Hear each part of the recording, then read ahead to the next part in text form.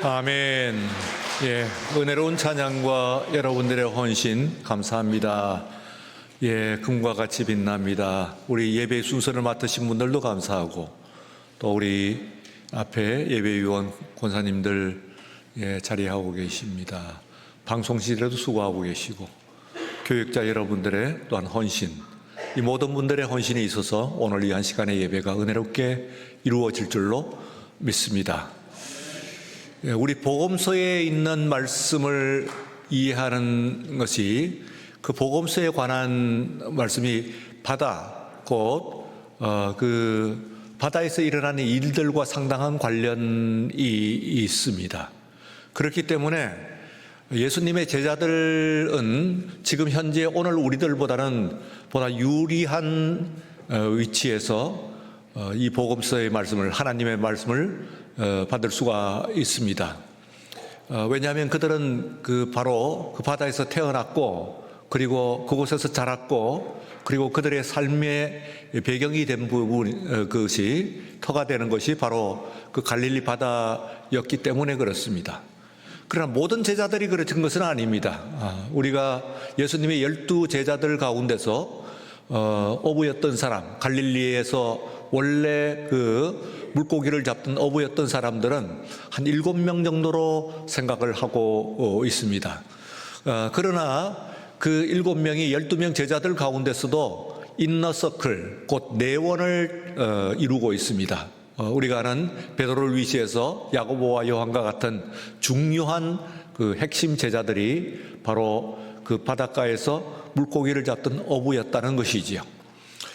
그러나 그 제자들 가운데서 이제 특별히 오늘 본문을 기록한 마태와 같은 사람은 바다와는 관련이 없습니다. 그는 세관에서 세금을 관리하던, 걷고 그리고 세가 관리하던 그 세관원이었습니다. 곧 세리였기 때문에 그렇습니다. 그래서 오늘 우리가 이렇게 2000년이나 떨어져 가지고 오늘 이 시간에 우리들이 읽는 것처럼 그렇게 시간적인 간격과, 그리고 또한 21세기 우리들이 오늘날 메트로폴리탄 대도시의 삶을 사는 사람이 그 어부들의 생활을 알 수 없는 것만큼은 아니긴 합니다만, 그러나 마태도 나머지 그 7명의 그 중요한 제자들과는 동떨어져 있는 그런 삶의 배경을 가지고 있었기 때문에 이거는 새로운 그런 그 해석을 하게 됩니다. 그래서 오늘 말씀 가운데서 우리들이 24절에 있는 말씀 가운데서 바다에 큰 놀이 일어나 하는 그 말이 놀로 되어 있습니다만, 그러나 원문에서 보게 되면은 이것이 지진이라고 하는 말로 나와 있습니다. 그러니까 이 다른 이 말씀의 병행구가 마가복음과 그리고 또한 누가복음에 나와 있습니다만, 그러나 거기에서도 다른 복음서들에서는 이 지진이라는 표현을 쓰지를 않아요. 바다 안에서 지진이라고 하는 표현을 쓰지 않습니다. 그러나 풍랑이라고 하는 표현을 씁니다만, 그러나 이 사람은 세이스모스 메가스라고 하는 큰 지진, 그 지진도 큰 지진이라고 하는 그런 말을 쓰고 있습니다. 큰 지진이라고 하면 어느 정도의 지진을 이야기할까요? 근자에 일어난 그 일본의 지진이 5.0이라고 이야기합니다. 그리고 우리가 지금 기억하는 2011년에 동일본 지진이 1900년부터 시작이 됐다고 그러네요. 1900년부터 지진의 그 크기가 이제 기록이 되기 시작했다고 그러는데, 역대의 그 기록이 된 때부터 4번째로 큰 지진이랍니다. 어마어마하죠? 말하자면은, 그러면은 200년이 넘는 그런 긴, 2세기가 넘는 그 긴 기간의 기록 가운데서 4번째의 지진이어서 우리가 아는 바와 같이 그 당시에 일본은 이 세계에서 안전이라고 하는 부분에 있어서는 세계에서 가장 최고의 안전한 국가다, 그렇게 이야기를 일컬어지던 나라입니다. 그런데 그것에 상당히 메시지가 있어요. 이 세계에서 있는 모든 나라들 가운데서 일본만큼 안전을 중요하게 여기고 그리고 모든 안전에 대한 대비가 되어 있는 그런 나라가 없다고 생각을 했는데도 불구하고 엄청난 생각하지 못하던, 그들이 예상하지 못하던 엄청난 9.0이라고 하는 엄청난 이 지진이 일어나게 되었을 때 파도를 막는 방파를 넘어선 것이죠. 아무리 파도가 이렇게 크다고 하더라도 이 정도 이상을 넘어설 수는 없다고 했던 그런 것을 넘어서는 그런 풍랑이 일어났는데, 그 풍랑의 이 쓰나미의 이 원인도 다름 아닌 바다 가운데 있는 지진입니다. 지진으로 일어났다고 하는 것을 생각을 해보면은 마태가 상당히 그런 깊은, 그리고 또한 상당히 과학적인 그런 표현을 하고 있다고도 생각을 할 수가 있습니다. 그의 삶의 자리가 그런 풍랑이 아니었기 때문에 아마도 그는 세관원에 앉아 있는 사람으로서는 이 어부들의 풍랑에 비견될 수 있는 것이 지진이다, 그런 것을 넘어서 가지고 오늘 이 마태복음에 있어서 오늘 이 본문의 지진이라고 하는 것은 굉장히 중요한 의미가 있습니다.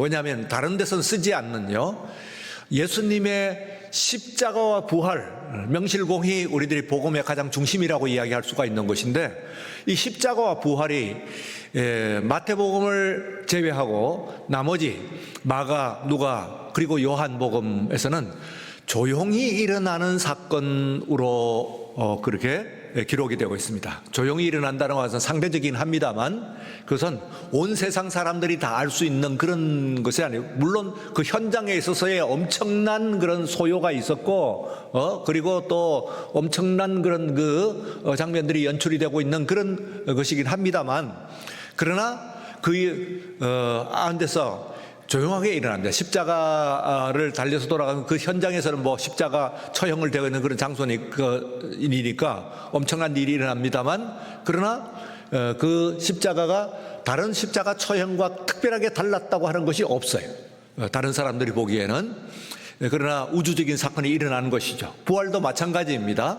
근데 부활이라고 하는 것이 마치 여인들이 아침에 그 조용한 그 무덤을 새벽을 헤치고 그 무덤을 찾아갈 때에 그 무덤에 막고 있는 그 돌을 어떻게 걷어낼 수 있을까, 그것을 걱정했을 만큼 조용한 가운데서 일어나는 그런 사건으로 이해를 하고 있습니다. 그러나 마태복음에서는 다릅니다. 마태복음에서는 예수님께서 십자가를 지셨을 때에 큰 지진이 일어났다, 또 바위가 터지고 그리고 크게 땅이 흔들렸다 하는 그런 이야기를 하고 있습니다. 여러분, 지진이라고 하는 것은 조용한 사건일 수는 없죠. 대단히 객관적으로 일어나는, 누구든지 그 진동을 느낄 수 있는, 더구나 지진이 큰 지진이었다고 한다면은, 바위가 터지는 그런 큰 지진이었다고 한다면은 그것은 그야말로 정말 객관적인 그런 사건이라고 볼 수가 있습니다. 또 뿐만 아니라 또한 예수님께서 부활하시던 그날 아침에도 다른 복음에서는 세상이 모두 잠들어 있는, 아직 깨어나지 않는 그런 새벽에 일어나는 사건으로 그렇게 생각됩니다. 다만 현장에 있었던 마리아를 위시해 가지고 나중에 그 무덤을 찾은 베드로와 요한, 이런 제자들은 놀라운 사건, 일대적인 사건이었죠. 그러나 그 사건, 그 당사자들 말고는 모든 사람들이 아직 잠에서 깨어나지 않는 그런 새벽에 그 일이 일어난 것으로 생각을 하고 있는데, 이때의 마태는 큰 지진이 일어나면서, 그래서 그 바위가 굴러 떨어지고 그리고 무덤이 열렸다, 그렇게 표현을 하고 있습니다. 만약에 그것이 작은 지진, 조금만 그 땅의 지진 정도가 아니고 큰 지진이었다고 한다면은, 그때의 무덤이 열린 것은, 예수님께 부활하신 사건은, 그것은 인근에 있는 모든 사람들이 최소한 예수님께서 부활하셨구나 하는 것은 모른다고 할지라도 특별한 그런 조짐, 이 땅이 왜 이렇게 흔들리고 무너지느냐 하는 것은 알 수 있는 그런 그 사건이었다. 그런 이야기입니다. 무슨 말씀이냐면은 마태복음에 의하면 마태는 예수님의 십자가와 부활이라고 하는 이 일대의 두 사건이 말하자면은 그 현장에서 당사자들만 아는 사건이 아니고 그들에게는 큰 사건이었지만은 그것을 모르는 주변에 있는 모든 사람들은 느낄 수 없는 그런 사건이 아니고 큰 지진과 함께 징조가 있었고 그리고 또한 그 지진을 느낄 수 있는 그런 사건이었다 하는 이야기를 하고 있는 겁니다. 이 사건은 그런 정말로 모든 사람들이 감지할 수 있는 그런 사건이다 하는 것을 강조를 하는 것인데 바로 이때 쓰던 그 세이스모스, 곧 지진이라고 하는 말을 앞에 이 마태복음에 3번 쓰는데요. 그 2번은 말씀드린 바와 같이 한 번은 이 십자가이고 하나는 부활이고 그런데 그 앞에서 바로 이 바다 가운데서 큰 지진이 있었다 하고 그런 이야기를 하고 있는 것은 단순한 다른 복음서가 이야기하고 있지 않는 그런 뭐 과학적인 그런 이야기만 하고 있는 또 자기 입장에서의 해석이라고 할 수 있는 그런 것만을 넘어서서 아주 중요한 의미가 있습니다. 다시 말하면은 이 사건은 마태가 생각하기에는 제자들에게 있어서 그 배를 타고 있는 그 제자들에게서 특별히 어떤 사건이냐면은 예수님의 십자가와 부활이라고 하는 그 예수님의 모든 사역의 가장 중심이 되는 이 사건과 비견되는 그런 그만큼의 의미가 있는 그런 사건이 바로 제자들이 풍랑을 겪은 이 일이다. 그런 이야기입니다. 예수님께서 이적을 여러 번 일으키셨잖아요. 이런 뭐 사람도 고치시고 죽은 사람도 또 살리시고 사람 광야에 있는 사람들을 먹이기도 하시고 풍랑도 일으키시고 또 풍랑도 잠잠케 하시고 하는 여러 가지 일들이 복음서에는 많이 기록이 되어 있습니다. 그러나 그런 여러 기록들 가운데서도 십자가와 부활과 함께 가장 큰 사건이 뭐냐? 예수님께서 일으키신 모든 많은 이적들 가운데서 가장 큰 이적이 뭐냐? 하면은 바로 이 풍랑을 잠잠케 하시는 이 사건이다 하는 이야기입니다. 이 사건이야말로 그 십자가와 부활 사건에 비견될 수 있는 앞에 있는 여러 이적들 가운데서도 대표적인 가장 중요한 그런 사건이다 하는 것을 우리에게 말해 주는 것이라고 볼 수가 있습니다. 그러니까 이 사건은 너무나 중요한 그런 의미를 가지고 있는 바로 제자들이 그는 아니었겠지만 그래도 그는 그때에는 비록 그는 어부는 아니었지만은 그러나 그 배에는 타고 있었습니다. 왜냐하면 이것은 이제 물고기 잡는 그런 배가 아니거든요. 제자들이 타고 있는 것이면 이때 마태가 이 현장에 있었어요. 그러니까 아마 그 바다에 풍랑에 익숙한 그런 선원들이었던 이 예수님의 제자들도 꼼짝을 못했습니다만 마태에 있어서는 더 했을 거예요. 상상도 엄청난 그런 그 사건이라고 볼 수가 있습니다. 여러분들이 배를 타고 풍랑을 겪어본 그런 있으신지 모르겠습니다만 전에도 제가 한번 말씀을 드렸는데 잊어질 수 없는데 1976년도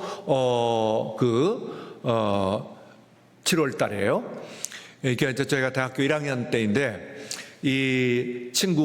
다른 친구 4과 이렇게 5이서 제주도를 갑니다. 그 당시에는 제주도를 그렇게 많은 사람들이 가지 않았던 때예요. 그래서 제주도를 비행기 타고 가는 사람은 거의 없었을 정도로 그렇게 부산까지 가가지고 배를 타고 가는 것인데 이 갈 때는 이제 우리들이 페리라고 해서 그 당시에는 큰 배예요. 페리라는 그 배가 생겨가지고 처음으로 생겼어요. 페리라고 하는 배가 생긴 첫 해. 그래서 그 페리를 타고 건너갔습니다. 제주까지. 그런데 그만 가서 우리가 경비를 또 다 써버렸어요. 그래서 올 때는 원래는 페리를 타고 다시 돌아오려고 생각을 했습니다만 그러나 큰 배를 타고 오지 못하고 말하자면은 통통배 같은 배를 타고 목포로 오게 됐어요. 그런데 이 배가 이제 풍랑에 쌓였어요. 작은 배인데요. 뭐 그저 한 승객들 모두가 전부 합해도 뭐 한 50명이 안 되는 그런 작은 배입니다. 그런 배를 타고 오는데 풍랑을 만났어요. 근데 이 배가 이제 말하면 푹 가라앉았다가 다시 또 파도 한 개 올라가고 하는데 얼마나 엄청난 풍랑이었던지 배가 이렇게 가라앉았을 때 이 물벽, 그러니까 파도가 높이 서 있는데 저 위에 보여요. 하늘 위쪽으로 보여요. 그러니까 이 풍랑의 밑으로 내려가면은 그러면 저 파도가 저 눈 위에 이게 보이는 거예요. 그러면서 울렁울렁거리는데 이게 굉장해요. 뭐 이게 그런 정도니까 배가 얼마나 올라갔다 내려갔다 하겠어요. 올라갔다 내려갔다 그러는데 야, 뭐 그 굉장한 그런 두려움에 휩싸였던 것 생각이 기억이 지금도 그대로 떠올리면 생생한 그런 모습입니다.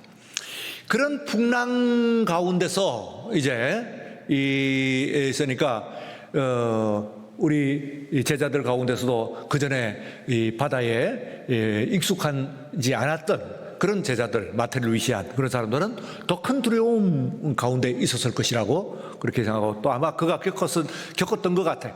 지진과 같다. 이것은 내가 겪었던 지진과 같은 것이구나. 그렇게 생각했을 수가 있습니다. 그러나 이 풍랑을 통해 가지고 예수님께서 이제 꾸짖으셨어요. 근데 두 가지 상대를 꾸짖습니다. 그 첫 번째는 이 바다를, 말하자면 그 바다의 풍랑을 꾸짖으시는 거예요. 꾸짖으시는 거예요. 이것은 굉장히 놀라운, 그리고 또한 우리에게 은혜를 주시는 말씀입니다. 왜냐하면은 여러분 뭐 필드는 다르긴 합니다만, 그러나 내 삶에 우리가 해석을 하면은 풍랑이 있을 수가 있어요. 그러면 그런 풍랑, 내 삶에 내가 하나의 항해를 하는 선원이라고 한다면은 내 삶의 풍랑이 뭘까 하면은 각자 그 풍랑이 있을 겁니다. 그런데 사실은 우리가 천재 인재를 구분을 합니다만, 그러나 이건 천재잖아요. 그러니까 어떻게 할 수가 없는 것이지, 인재라고 구분하는. 그런데 이것을 꾸짖을 수 있는 사람은, 그거는 우리는 순응하는 수밖에 없어요. 그런데 그 풍랑을 꾸짖을 수 있는 권능을 가지신 분은 우리 예수님, 우리 주님이신 것을 우리가 오늘 본문을 통해서 분명히 알 수가 있습니다. 우리는 천재는 어쩔 수가 없는 것인데 그 천재도 꾸짖으시는 거예요.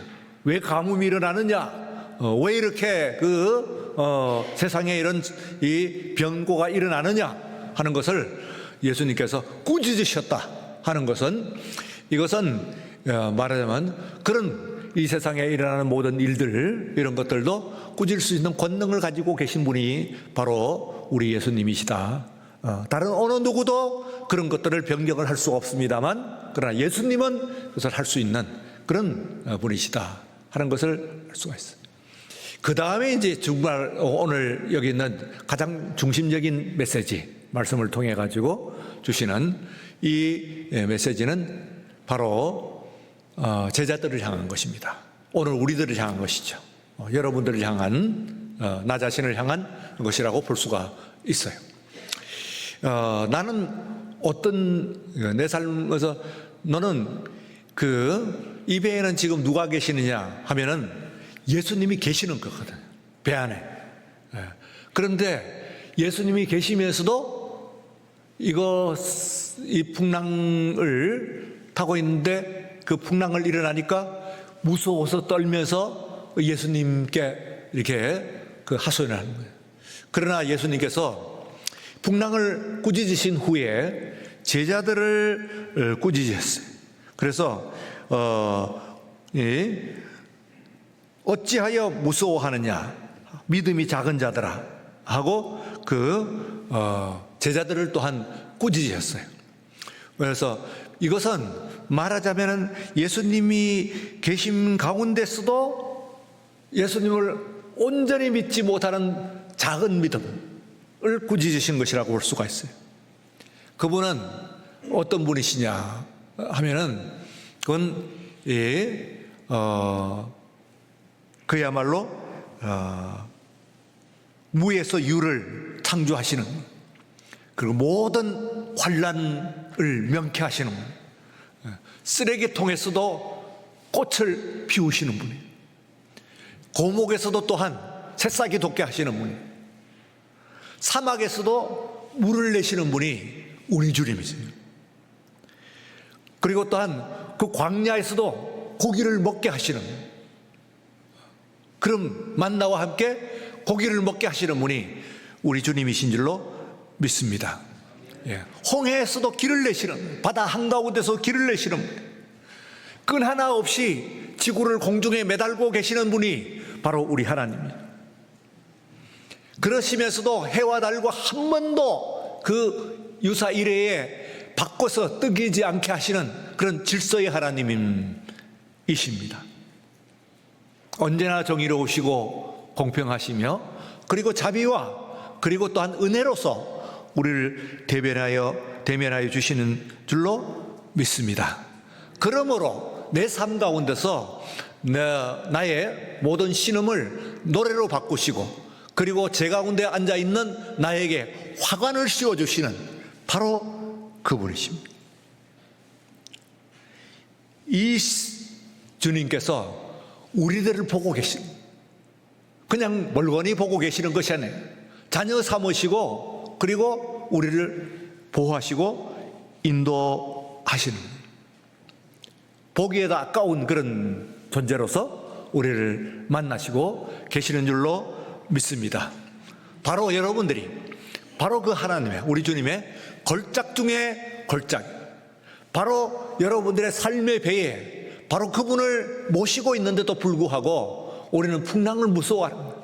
그러니 주님께서는 풍랑을 꾸짖으시고 동시에 또한 어떻게 해서 너희들이 이렇게 믿음이 작은가, 믿음이 없는 자들아 하고 꾸짖으시는 그 꾸짖음은 정말로 사랑의 꾸짖으심이에요.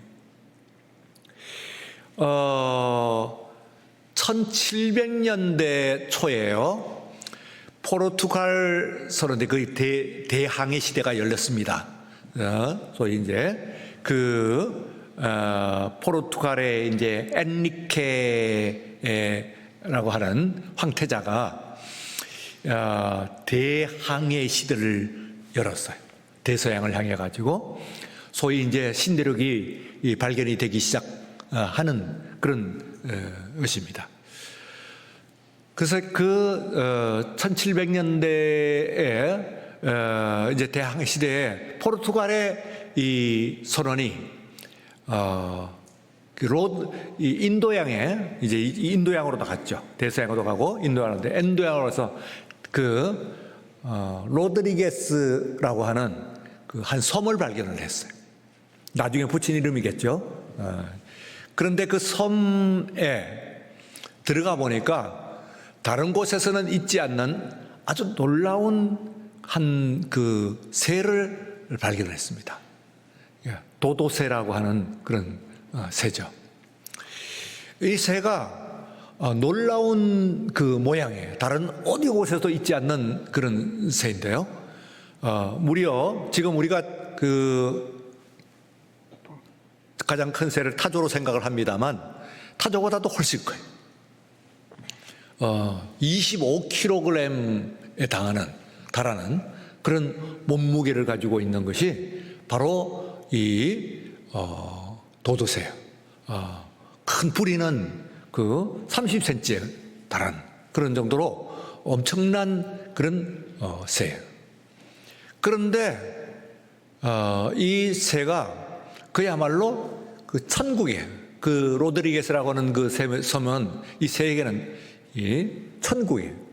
왜냐하면은 천적이 없기 때문에. 천적이 없는 삶이면은 뭡니까? 천적이 없는 삶이라고 하면은 그건 천국이죠. 원수가 없는 것이, 대적이 없는 그런 인생이거든요.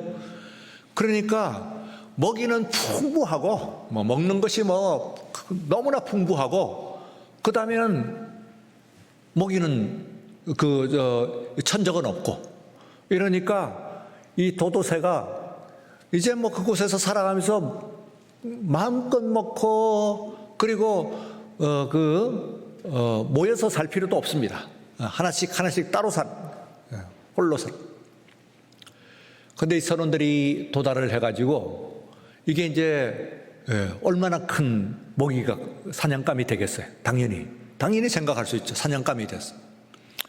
그래서 그 새를 한 마리만 잡으면 엄청난 그런 그 고기를 뭐 잡는데, 이 새는 왜 사냥감이 될 수 있냐면은 날 필요가 없으니까. 큰 새가 섬에서 먹이는 많고 온 땅에, 그리고 천적은 없기 때문에 날 필요가 없는 거예요.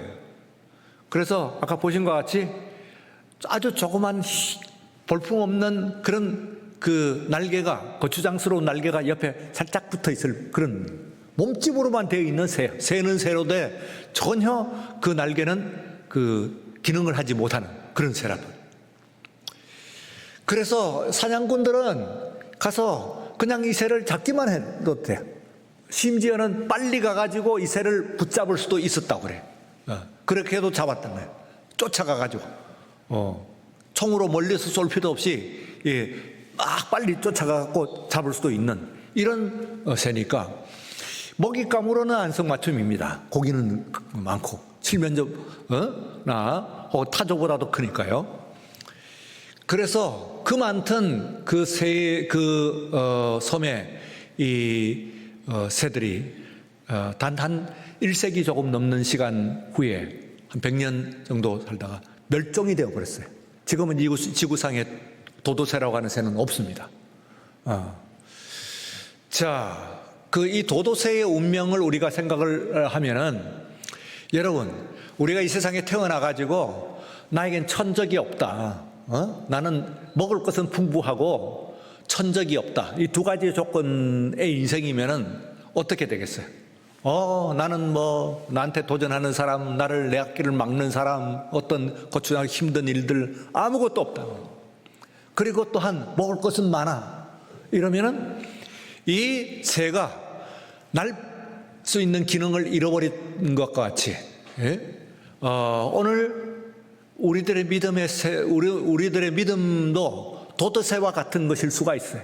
왜 예수님께서 제자들을 그 지진을 일으켜가지고 풍랑을 일으켜가지고 그 풍랑 가운데서 흔드냐 이 말이에요. 제자들을 왜 흔드냐 하면은 정말 이것을 통해 갖고 제자를 만들기 위해서. 이 사건은 이 마태가복음에는 내 동료인 제자들의 대부분이, 그리고 가장 중심적인 인물들이 바로 어부들이다. 그런데 저들이 이렇게 꼼짝을 못한, 그 풍랑과 저 꼼짝을 못하는 그들의 웬만한 것은 이겨낼 수 있을 것 같은데 그들조차도 꼼짝을 못하고 벌벌 떠는 이 작은 믿음, 이런 것을 통해 가지고 바로 이것은 나중에 있는 가장 중심적인 사건인 십자가와 부활과 같은 그런 중요한 의미를 가지고 있는, 정말 그들을 날 수 있게 만드는 그런 사건, 그들을 정말 제자로 만드는, 정말 진정한 의미에서 하나님의 자녀로 만드는 그런 사건이 바로 이 제자들에게 있어서 풍랑을 일으킨 사건 아니겠냐. 다른 여러 가지의 기적들도 있지만 그들에게 있었어야말로 이 바다야말로 그들의 삶의 진정한 삶의 터이었을 것인데, 여기서 그들의 삶의 지반을 흔드는 이 일대의 사건이라고 하는 것은 나에게 있어서는 내가 겪어봤던 지진과 같은 것이고, 그리고 또한 그들을 바로 여러 가지의 놀라운 그 기적 중에 하나가 아니고, 이것은 그야말로 그들의 근본을 흔들고 그리고 그들을 새롭게 만드는 그런 일대의 사건이었다. 이것은 하나님의 은혜였고 역사였다 하는 것을 오늘 말씀을 해주는 것이라고 볼 수가 있습니다. 너 바다야 바람아 잔잔하라, 꾸짖으신 우리 주님, 그거로 끝나지 않고 오늘 우리를 꾸짖으십니다. 여러분들의 삶 가운데서 내 삶에 요동하는 그 풍랑, 그리고 또 그 지진, 이것들을 여러분들이 모두 이겨내시고, 왜냐하면 어디에, 왜 이겨낼 수가 있어요? 바로 내 삶에 항해하는 배에 누가 계신다고요? 예수님이 우리 주님께서 계시는 줄로 믿습니다. 예, 믿습니까? 예, 믿습니다. 여러분들은 지금 여러분들의 향해 내가 그 작은 믿음은 주님이 안 계셔서 작은 믿음이 아니에요. 내가 주님이 계시지만은 그러나 나에게 어느덧 일어났던 역사가 옛날에 어떤 그 아슬아한 추억이 되었고 내 입에 감사가 끊어진 지가 오래되었고 찬송을 부릅니다만 그 찬송이 그냥 무미건조하게 부르는 찬송으로 끝나는 때가 언제였던가 언제부터였던가 이런 사건. 그래서 오늘 내 삶에 닥쳐 있는 이 환난과 풍파를 이거를 이겨낼 수 있는 힘을 가지고 있지 않는 것은 주님 탓이 아니단 말이지. 내 삶에 여러분이 타고 있는 그 배에는 이미 주님이 계시다고 하는 것을 믿는 우리 모두가 되시기를 축원합니다. 그래서 그 믿음을 가지고 여러분들은 그 주님을 의지하십시오. 나는 이미 믿음을 가졌으니 이 믿음 가지고 새롭게 일어나는 우리 모두가 되시기를 주의 이름으로 축원합니다. 거룩하신 하나님 아버지 감사합니다. 우리의 항해하는 배에는 주님이 계십니다. 그 주님이 계신 것을 우리는 금방 잊고 있습니다. 내 힘으로 하다가 안 되면은 무너지는 그런 삶입니다. 주여 우리를 돌아보시옵소서. 작은 믿음이나마 우리 주님을 깨우니 우리 하나님께서 우리 주님께서 이 시간 우리들을 인도하여 주시옵소서. 오늘 우리가 이 삶에 당하고 있는 큰 환난과 풍파 그 지진을 이겨낼 수 있는 그런 우리 주님 은혜, 축복을 받는 우리 모두가 되게 하여 주시옵소서. 감사함이 예수님 이름으로 기도드리옵나이다. 아멘.